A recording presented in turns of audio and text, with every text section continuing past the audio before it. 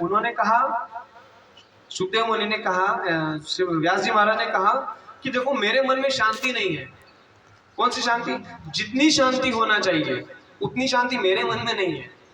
और सुखदेव मुनि ऐसा है, जो मेरा पुत्र है वो ऐसा है कि उसके मन में स्थिर शांति है।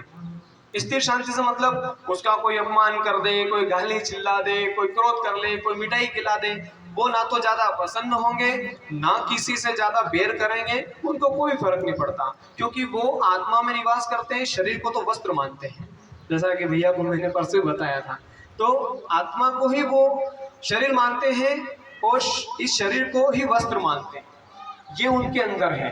क्योंकि जब वो 2 श्लोक सुनकर वन में चले गए थे और ब्रह्म की समाधि लगा ली थी सुखदेव मुनि ने, पैदा होते से, जन्म लेते से, तो उन्होंने समाधि लगा ली। तो व्यास जी महाराज ने 2 शिष्य भेजकर उनको वापस बुलाया, 2 श्लोक पढ़कर कृष्ण भगवान के, और उनके कारण वो व्यास जी के पास आए कि जो 2 श्लोक पढ़ाए हैं ऐसे मैं और भी सुनना चाहता हूँ। तो उन्होंने और चीज सुनाई, तो उन्होंने वो चीज सुनी और उसको आत्मसात किया।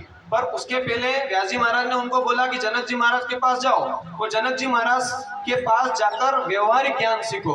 तो जनक जी महाराज के पास जब जनकपुरी में मेन द्वार पर जाकर खड़े हुए, नगर के द्वार पर खड़े हुए और बोला कि मैं सुखदेव हूँ, मेरे पिता जो है वो व्यास जी महाराज हैं और मुझे ये भेजा गया है कि मुझे आपसे व्यवहारिक ज्ञान सीखना है।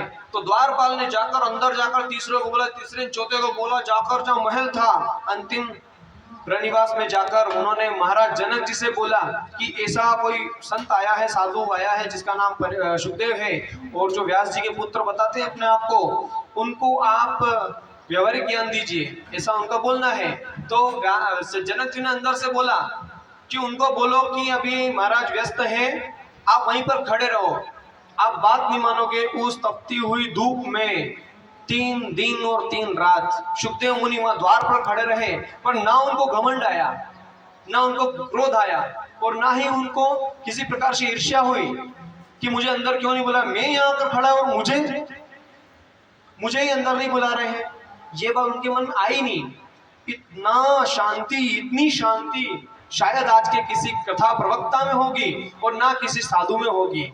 और मैंने वो चीज देखी है गुरुदेव के अंदर कि उनको कोई मतलब नहीं, दुनियादारी से कोई मतलब नहीं, तुम आओ तो ठीक, नहीं आओ तो ठीक, हम तो शांति से अपना काम करेंगे, हरि का भजन सुनाना है सुनाएंगे, रामायण पाठ करेंगे, राम जी को सुनाएंगे, हनुमान जी को सुनाएंगे, आप सामने आए आपको सुनाएंगे, जो आए उसका स्वागत, जो नहीं आए उसका स्वागत। हमारी वाणी जहां तक जा रही है सबको पवित्र कर रही है, ये भाव गुरु महाराज का है। और मैंने ये चीज देखी तो मैंने इनको मन ही मन प्रणाम किया, क्योंकि हमारे गुरुदेव ने बताया था कि इस प्रकार से तो बहुत महाराज आते हैं, कथा पढ़ने वाले और टीले टपके करने वाले मेरे जैसे बहुत आते हैं कि ये अच्छे अच्छे वस्त्र पहन लिए, अच्छे टीले टपके कर लिए, जनेऊ चुटिया धारण कर ली और आपको बताएंगे अरे बिल्कुल राम नाम हमारे जैसा कोई साधु नहीं, कुंटी कंटी माला धारण कर लेंगे।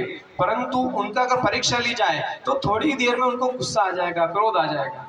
वो शांति नहीं, वो उनके अभिमान की फुलफिल, अगर उनका अभिमान फुलफिल नहीं होता है, मतलब जितना उनको सम्मान चाहिए इतना नहीं दिया जाए। मैं कई कथाओं में गया हूँ और मैंने कई साधुओं को भी देखा है, जो कथा प्रवक्ताओं को भी देखा है, भीड़ कम होती है तो बोलते हैं भीड़ कम है, क्या बोलते हैं, भीड़ कम है, जजमान भीड़ बढ़ाओ ना, मेरा मन नहीं लग रहा है यहाँ पे। क्यों नहीं लग रहा? तो कि भीड़ नहीं है। हकीकत बोलता हूँ, ऐसा मैंने बड़े बड़े प्रवक्ताओं से सुना है। वो बेचारे जिस प्रकार से फोन लगा के उनके ग्रुप में भेज के समाज के बड़े बड़े अधिकारियों से मीटिंग कर अलग अलग समाज के बुलाते हैं और भीड़ बढ़ाते हैं बेचारे, पर ऐसा नहीं है। जो कथा का अधिकारी हो चल कर आएगा, नहीं भी आएगा घर बैठकर सुनेगा। हमारा काम जो है हमको करना है, ये गुरुदेव ने मुझे बताया है। यहाँ देख के यहाँ आकर मैंने जाना है कि उनको 2 व्यक्ति हैं तो भी वो सुना रहे हैं, 100 व्यक्ति हैं तो भी सुना रहे हैं, 1000 व्यक्ति हैं तो भी सुना, लाख व्यक्ति भी सुना रहे हैं। उनके सुनाने में उनके जो उनका मन का जो भाव था वो कम नहीं पड़ा। आप देखिए उनके मन का भाव श्री राम के प्रति, भगवान के प्रति कितना है। वो अपने आप को अयोध्या के संत कहते हैं। वास्तविकता अयोध्या के संत ऐसे होने चाहिए। तुलसीदास जी महाराज भी ऐसे ही थे।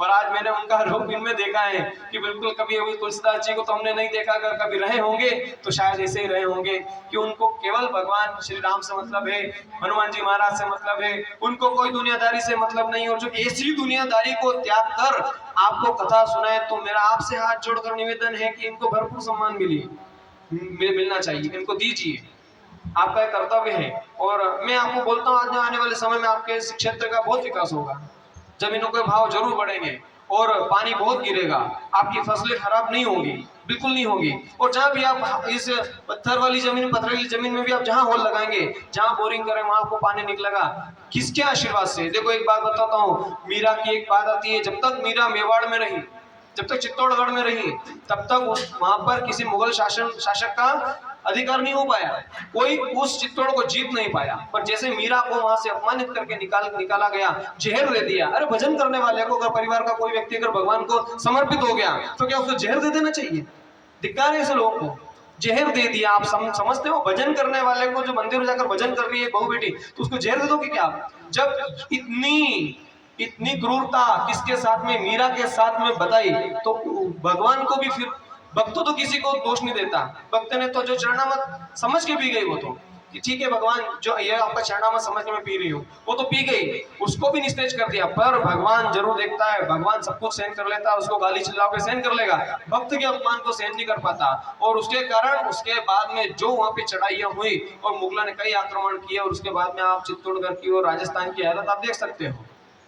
तो क्षेत्र में यदि कोई संत आए तो उसको भरपूर सम्मान मिलना चाहिए, क्योंकि संत समागम हरि कथा तुलसी दुर्लभ दोय, सुत दारा और पत्नी तो पापी के घर भी होए। संत समागम, ये संतों का समागम है।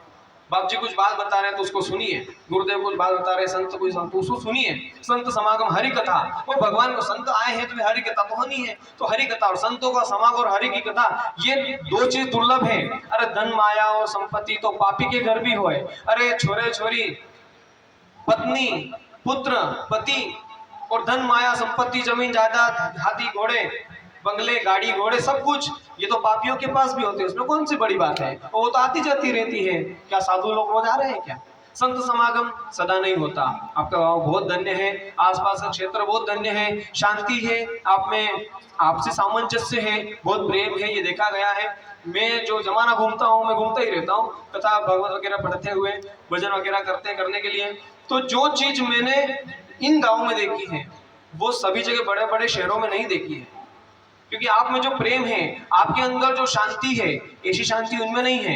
आपके यहाँ के ज्यादा लोग मोबाइल में भी ज्यादा उसमें नहीं रहते, व्यस्त नहीं रहते, और मोबाइल में ज्यादा व्यस्त नहीं रहने के कारण आजकल की कैटेगरी है हो गई है, वो मोबाइल व्यस्त रहती है। परंतु जो माता बहनें हैं, ये माता शक्ति है, ये दादा आदि जो सामने बैठे हुए हैं आप सभी, तो मुझे नहीं लगता कि मतलब इस प्रकार से किसी ने मतलब मोबाइल को बहुत ज्यादा यूज किया है, क्योंकि ये मायावी चीज है, ये राहु के अंडर में आती है, और राहु तो मायावी है। और जो मायावी, ये राहु जो इलेक्ट्रॉनिक चीजें होती है ना, वो माया का रूप है, और माया ज्योतिष में बोलते हैं राहु का स्वरूप है। और राहु का स्वरूप समझ में नहीं आता किसी को, कब आपको उठा दे और कब आपको डुबा दे, ये वही जानता है। बहुत बदमाश ग्रह राहु। तो ये इलेक्ट्रॉनिक चीजें है ना, आपको अपने जीवन को नष्ट कर रही है। अभी आप कुछ समझते हो, ज्यादा समय भी नहीं है, और हम चलिए क्या बात है। तो हमारे गुरुदेव ने बहुत प्राचीन जो चीज है, रामायण आध्यात्मिक जो चीज है, उसके एक एक अक्षर का अर्थ कर करके आपको बताया। मैं तो भगवान से बहुत प्रार्थना करता हूँ, भगवान ऐसा सत्संग मुझे और प्राप्त हो, और अगर आने वाले समय में हो तो मैं आप सभी से निवेदन करता हूँ, बड़े भारी रूप से इसको कीजिएगा, इसका बहुत आपको प्रतिफल मिलेगा। भगवान की कथा अगर कोई करवाता है ना, उसको बहुत पुण्य मिलता है। आइए इसी के साथ में हम कथा को उपसंहार करते हुए अपनी वाणी को निर्मल करने के लिए भजन करके फिर आरती की ओर चलेंगे, और गुरुदेव की आज्ञा हो तो